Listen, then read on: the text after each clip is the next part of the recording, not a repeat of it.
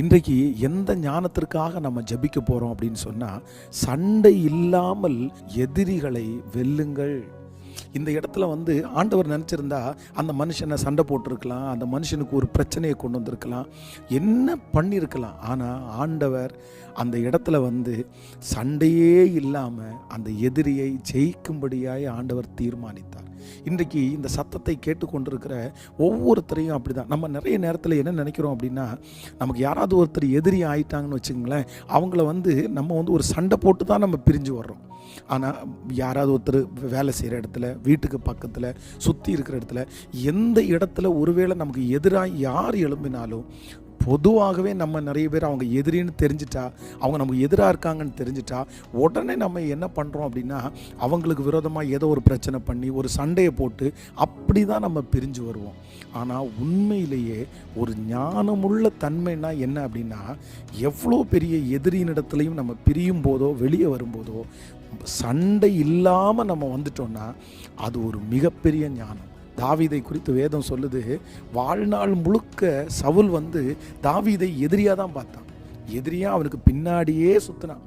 அப்படின்னா எப்படியாவது உன்னை கொன்றுவேன்னு சொன்னான். ஆனால் வேதம் சொல்லுது, தாவீது சவுலை ஜெயிப்பதற்கு ஒரு நாளும் அவன் சண்டை போடவே இல்லை.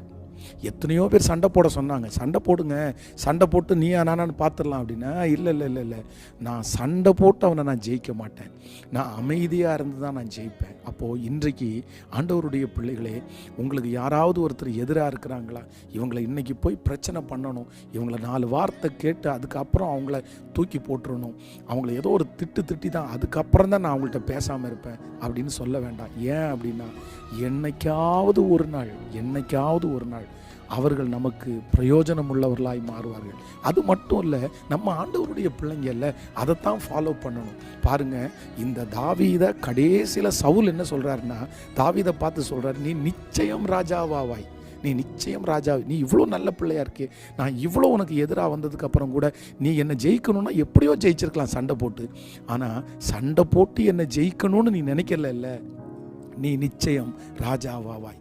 இன்றைக்கு இந்த சத்தத்தை கேட்கிறவங்க, உங்களுக்கு விரோதமாக நிறைய பேர் சண்டை போட்டிருக்கலாம், நிறைய பேர் எதிரியாக இருக்கலாம். ஆனால் அந்த எதிரிகளை எல்லாம் ஜெயிப்பதற்கு நீங்கள் ஒரு நாள் வாக்குவாதம் பண்ணாமல், சண்டை போடாமல் அமைதியாக வந்திருக்கலாம். நான் நம்புகிறேன், ஆண்டவர் உங்களை பார்க்கிறார், ஆண்டவர் உங்களுடைய சூழ்நிலையை பார்க்கிறார். நீங்கள் யாரிடத்துலலாம் அவங்க எதிரின்னு தெரிஞ்சதுக்கு பிற்பாடும் நீங்கள் சமாதானமாக சண்டையே இல்லாமல் ஒதுங்குனீங்கல்ல, கர்த்தர் உங்களை பார்க்கிறார். இதற்கு பெரிய பலனை நிச்சயம் ஆண்டவர் தருவார். இந்த சத்தத்தை கேட்கிற யாராக இருந்தாலும் இன்றைக்கு ஒப்பு கொடுங்க. இந்த ஞானத்திற்காக ஜெபம் பண்ணுங்க.